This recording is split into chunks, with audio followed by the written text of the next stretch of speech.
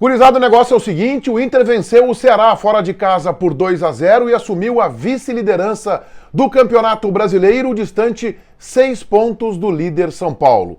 O jogo marcou o começo da gestão Alessandro Barcelos no clube. Mais importante que a vitória, neste vídeo a gente analisa como o Inter de Abel Braga voltou à disputa do título do Campeonato Brasileiro. Eu vou rodar a vinheta, enquanto isso, te inscreve no meu canal.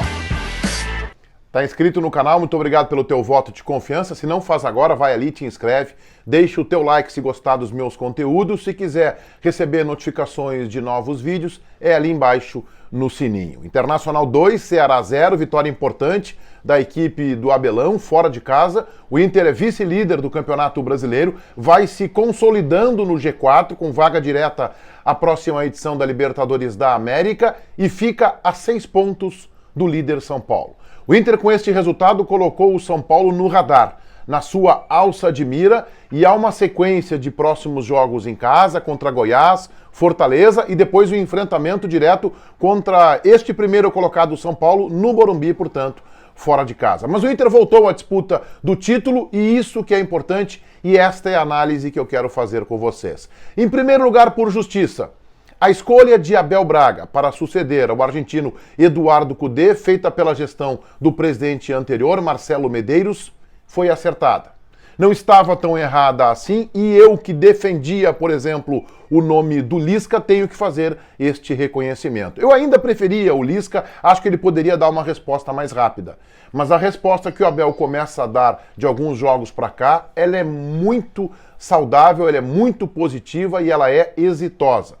O Abel chega e o Internacional é eliminado da Copa do Brasil, depois na sequência com um jogo adiado da Libertadores da América, postergado, ele ganha mais alguns dias e aí ele testa positivo para a Covid. O Internacional foi eliminado da Libertadores da América, tanto na Copa do Brasil quanto para o Boca Juniors, nas penalidades máximas. O Inter não foi bem no jogo com o Boca no Beira-Rio, o Inter também não foi bem no jogo com o América no Beira-Rio. Então o Abel assina estas duas eliminações, ainda que a gente tenha que colocar que havia um contexto de declínio técnico do Internacional ainda na época do Cudê. E eu não estou aqui para detonar o trabalho do Cudê, que eu acho que foi um bom treinador para o Internacional, com alguns equívocos que foram justamente corrigidos pelo Abel.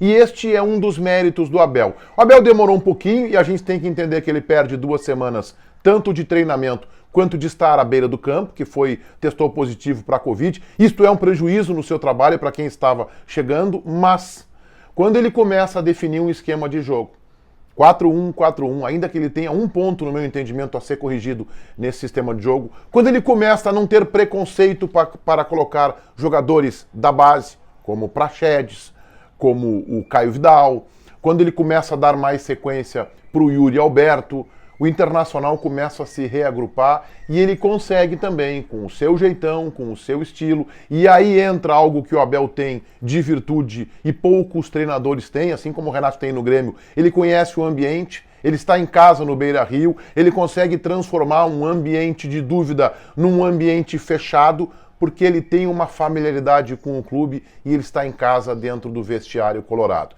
O Internacional com o Abelão tem 3 atuações de time adulto, muito maduras, a saber, contra o Atlético Mineiro, o empate fora de casa pelo Campeonato Brasileiro, contra o Boca Juniors na Bombonera, o Inter precisava vencer, venceu o jogo por 1-0 e esteve muito mais próximo de fazer o segundo gol que lhe daria a classificação do que o Boca de empatar, e contra o bom time do Palmeiras, com força máxima, preservando apenas 2 jogadores, contra o bom time do Palmeiras, vitória no estádio Beira-Rio. São 3 atuações que mostram que o trabalho do Abel tem solidez. Ele tem no seu esquema de jogo, no meu entendimento, no 4-1-4-1 que ele joga, um pecado, não é um pecado, é um ponto a ser corrigido, que é o posicionamento do menino Praxedes. O Praxedes ainda não conseguiu se adaptar nesse sistema de jogo. Aliás, contra o Ceará ele melhorou um pouco na partida, mas ele ainda erra muitos passes, ele ainda peca no acabamento, ele ainda não tem uma decisão, uma tomada de decisão tão assertiva, ele joga muito mais do que ele está jogando. Mas eu quero saudar que o Abel tenha apostado no Praxedes. Eu quero elogiar o Abel por conta disso, sem preconceito com a base. Então, o Praxedes vai ter que se adaptar melhor e a sequência de jogos e as orientações da comissão técnica, do Leomir e do Abel, talvez sejam suficientes para que o Praxedes consiga contornar esta sua dificuldade que eu vejo de adaptação a esse esquema de jogo 4-1-4-1. Outro ponto positivo para o Abelão, ele conseguiu fazer o Cuesta jogar mais. Ele simplificou, ele tirou dos zagueiros do Internacional a responsabilidade pela saída de bola. Não, quem tem que sair de bola são os jogadores. Saída de bola tem que ser responsabilidade dos jogadores do meio campo. Ele efetivou o Moledão, o Rodrigo Moledo, que é o melhor zagueiro que há no Beira-Rio, como parceiro do Cuesta. Ele deu estatura para a zaga, ainda que eu prefira, por exemplo, o Heitor pela direita. Quando ele bota o Rodinei e quando ele bota o Moisés, ele torna o time do Internacional mais alto. É verdade que ele ganhou também o Rodrigo Dourado, que já vinha com o Cudê sendo preparado, mas com o Abel ele já tem uma sequência de jogos muito interessante e o Rodrigo Dourado melhora, inclusive, a bola aérea do Internacional, tanto a defensiva quanto a ofensiva. Então o Abel tem muitas virtudes que estão dando ao Internacional um fôlego no Campeonato Brasileiro muito interessante. Eu não vou apostar que o Inter vai ser campeão brasileiro, mas o Inter voltou para a disputa. O Inter é vice-líder e voltou para a disputa e colocou o São Paulo, claro que contando com os tropeços da equipe do Diniz, mas colocou o São Paulo numa posição alcançável. E o Inter tem uma sequência de jogos interessantes, contra Goiás e Fortaleza em casa, depois o próprio São Paulo. O Inter tem um Grenal ali na frente e o Abel conhece muito melhor que o Cudê a importância desse jogo, a rivalidade, conhece melhor o adversário, conhece melhor o técnico adversário. Todo esse contexto favorável que está colocando que o Internacional voltou para a disputa do Campeonato Brasileiro. Por que isso é muito interessante, voltar para a disputa do Campeonato Brasileiro? Porque isso vai dar ao Internacional maiores facilidades, por exemplo, para conquistar a vaga no G4. E eu acho que esse é um objetivo que o Internacional tem plenas condições de atingir e relevante.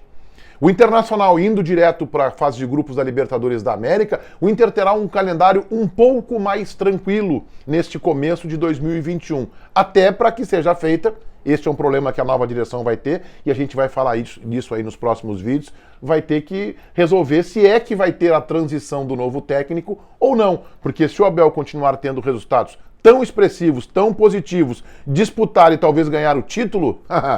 Não tem carteiraço para tirar o Abel de técnico do Internacional se ele for campeão brasileiro. Então, virtudes que o Abel está colocando no time, que estão dando bons resultados e que colocam o Internacional de novo na briga pelo título do Campeonato Brasileiro. Uma última análise. Não foi o processo, não foi a transição de presidentes que fez mal para o Internacional. Alessandro Barcelos entrou, está dando sequência ao trabalho da comissão técnica, agregou o Paulo Brax, trouxe agora o Juninho Camargo que está chegando para ser gerente da transição. Não foi isso, e começou com vitória a nova gestão. O que fez mal para o Internacional foi o processo eleitoral, tanto no momento quando ele aconteceu, quanto o desgaste entre os candidatos, entre a chapa da situação, o processo no Conselho Deliberativo. Isso sim tumultuou o clube. Mas a transição foi feita de forma saudável e o primeiro resultado já demonstra isso. Se inscrevam no meu canal, ativem as notificações. Gostando dos meus vídeos? Deixem aí o like. Feitoria, gurizada. Vai, um abraço.